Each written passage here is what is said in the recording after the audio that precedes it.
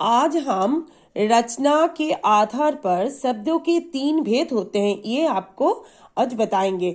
तो क्या है, रचना के आधार पर 3 शब्द होते हैं। पहले आते हैं रूढ़ शब्द, यौगिक शब्द और योग रूढ़ शब्द। इसका देखिए हम एग्जाम्पल दिए हुए हैं।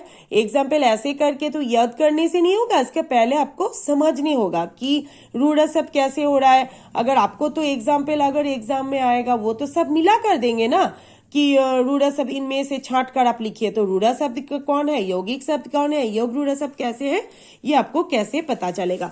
तो पहले आते हैं हम, देखिए तो रचना के आधार पर तीनों शब्द होते हैं। तो रूढ़ शब्द क्या है ना, खुद का अर्थ होगा। खुद का अर्थ मतलब इसका कोई संधि विच्छेद नहीं होगा। जैसे कान, का न, नाक, न और क, इसका कोई मतलब होगा आम, आ और म। तो आ प्लस म, आम का कोई आ का कोई अर्थ होगा, म का कोई अर्थ होगा, नहीं होगा ना।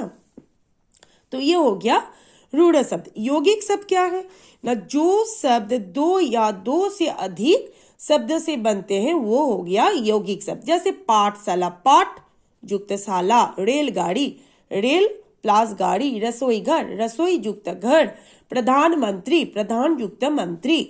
और योग रूढ़ शब्द क्या है ना, जो शब्द 1 से अधिक शब्द से मिलकर बनते हैं, इनका अर्थ किसी तीसरे शब्द का अर्थ बनता है। ये आपको पता होना चाहिए कि इनका अर्थ किसी तीसरे शब्द का अर्थ बनता है। और असली ट्रिक क्या है जानते हैं, ये अक्सर नहीं, ये हमेशा बहुब्रीहि समास होता है। क्या होगा, सभी बहुब्रीहि समास होगा। बहुब्रीहि समास जैसे दशानन, चतुर्भुज, पंकज। दशानन किसे कहते हैं, रावण को कहते हैं। 10 आनन जिसका होता है उसे होता है दशानन। लंबोदर, लंबोदर मतलब गणेश जी को कहते हैं। नवरात, हलधर, नीलकंठ, नीलकंठ किसे कहते हैं, महादेव को कहते हैं। हिमालय, पंकज, पंकज मतलब जिसका कीचड़ में जन्म हुआ। बंगला में हम लोग जन्म बोलते हैं मतलब पोंके मतलब कादाते जार जन्म, যেমন পদ্ম ফুল। हाँ, तो पंकज मतलब लोटस, कमल, कमल को बोलते हैं हम लोग पंकज। तो कीचड़ में जिसका जन्म हुआ वो होगा पंकज। तो ये होगा बहुब्रीहि समास होगा, वही होगा आपका क्या योग रूढ़ शब्द।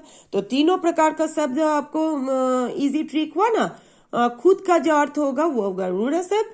यौगिक शब्द, जो शब्द 2 या 2 से अधिक, जैसे पाठशाला, और मेन उसका संधि होगा। पाठशाला, रेलगाड़ी, रसोई घर, प्रधानमंत्री। और योग रूढ़ शब्द आसान तरीका ही, ये सभी बहुब्रीहि समास होगा। ठीक है।